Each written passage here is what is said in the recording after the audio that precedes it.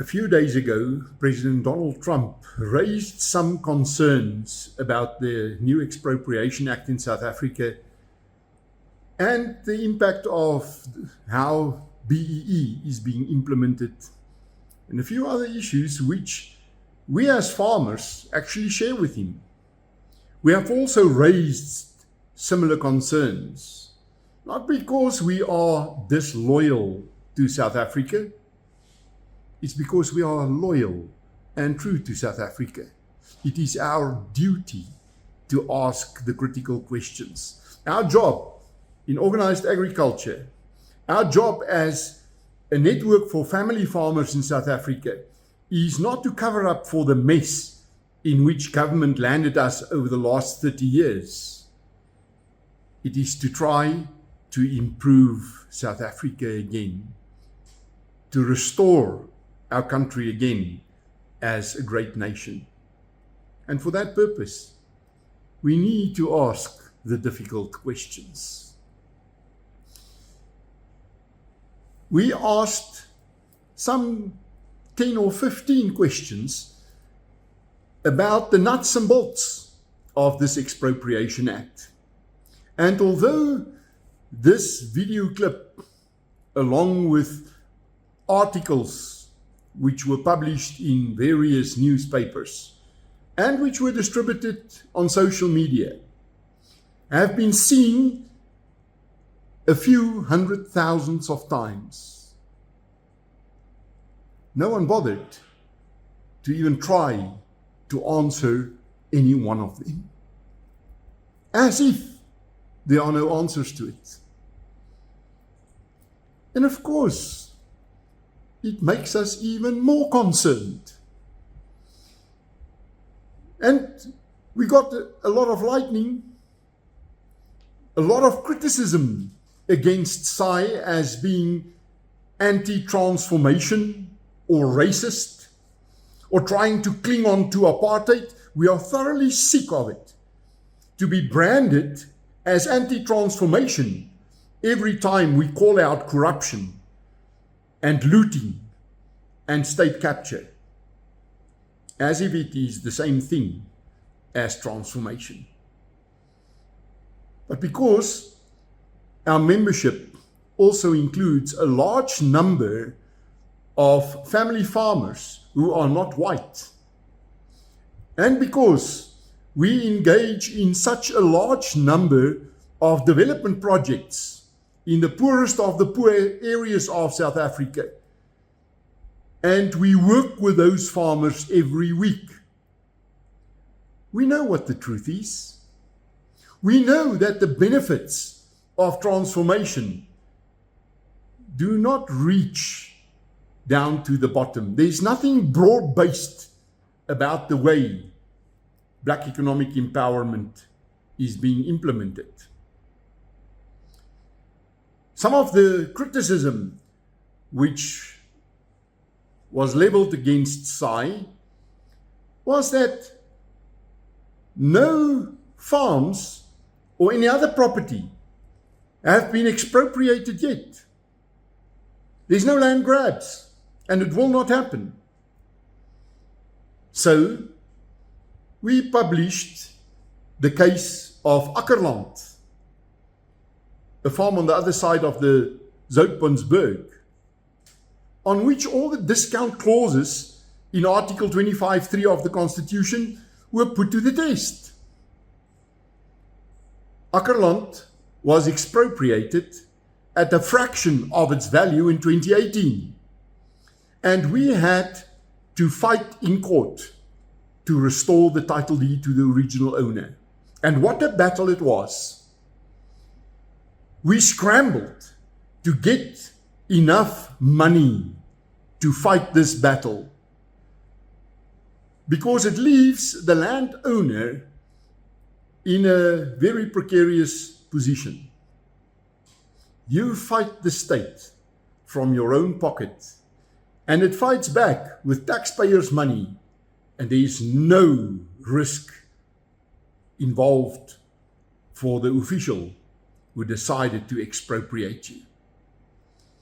And then, this morning, Media 24 came out with an article in which it claimed that there was no expropriation of Akkerland, that Akkerland was actually sold in 2019. So we provided proof. It's all over social media.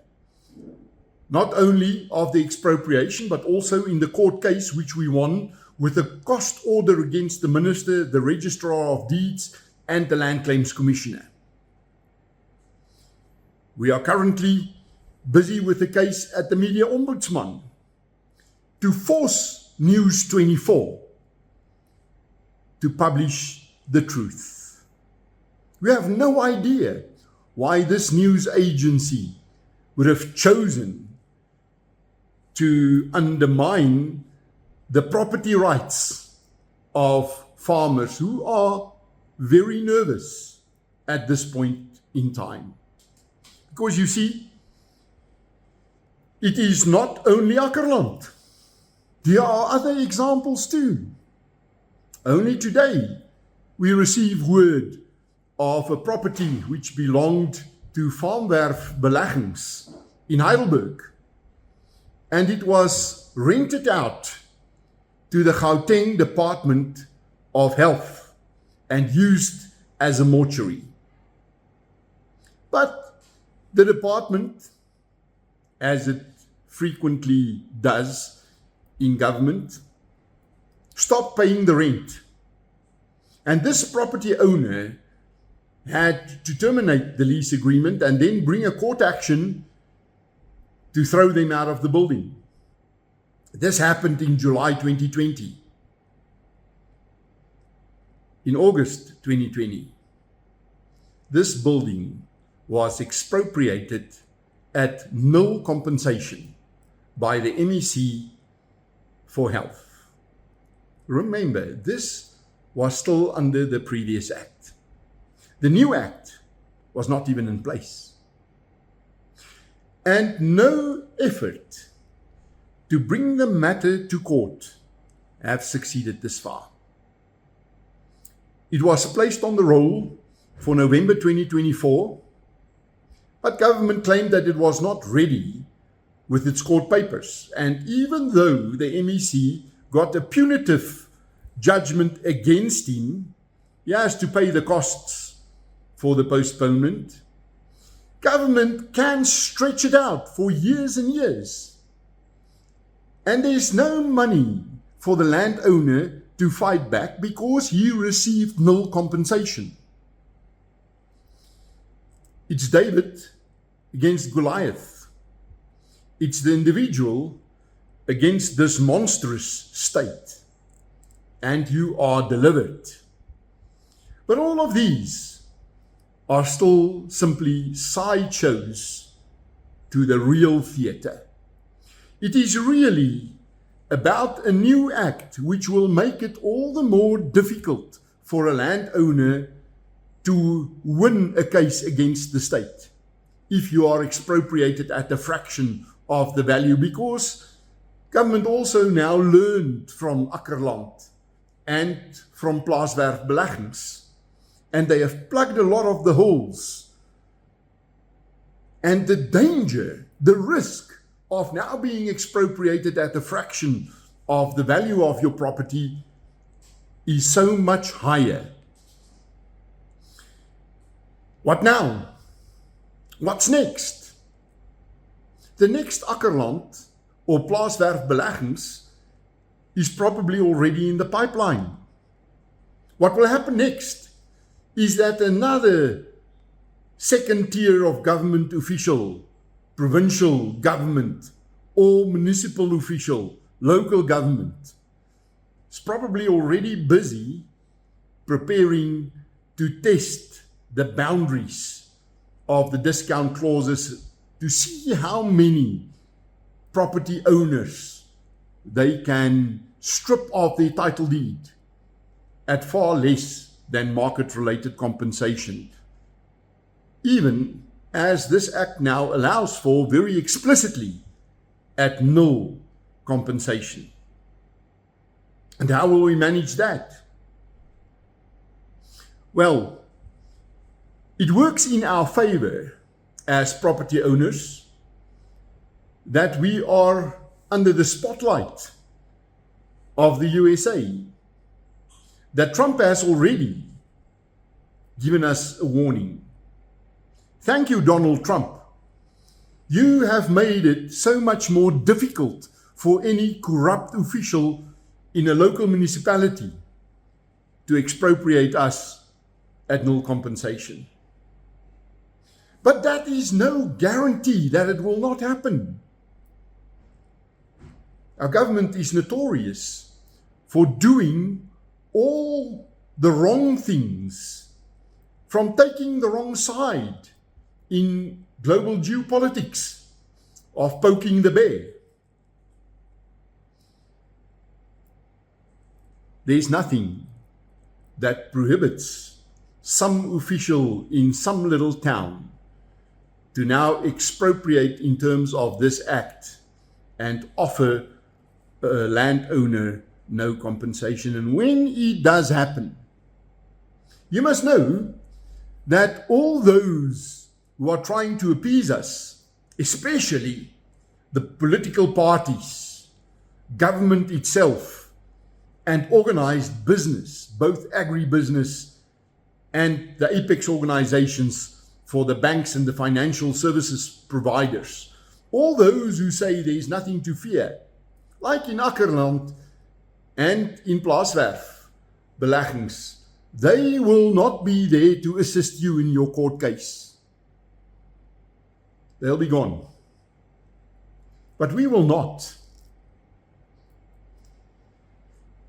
The only plan to counter this is to make sure that like-minded people stand together, that we club together, and that we assure each other that those very first victims of expropriation at null compensation or at less than market-related compensation, that we will all collectively stand in and assist you also financially to protect your property rights. It's not a strange thing to do. It's not being a traitor to South Africa. It is in line with the International Declaration of Human Rights. It is protecting everything that is good and sustainable and within the framework of the rule of law in South Africa. And no use that we have 3 or 4 or 5 of these funds. In Saai, we have already reached out to a number of our networking partners in the business arena, in the organized employers arena, amongst civil rights groups. We want to set up one big solid fund and then ask South Africa and also friends of South Africa from elsewhere to contribute to that fund so that we can appoint the very, very best legal minds to make sure that in the first cases that come to court, we can influence the judgments, the outcomes, that which will give content to all the vague issues in this new act, such as how much discount the state is allowed to take for each one of the discount clauses quoted in the Constitution. We need your participation. Join us. Become a member. Contribute to this fund. We must be certain that we have the best chance to win the battle in the courts too.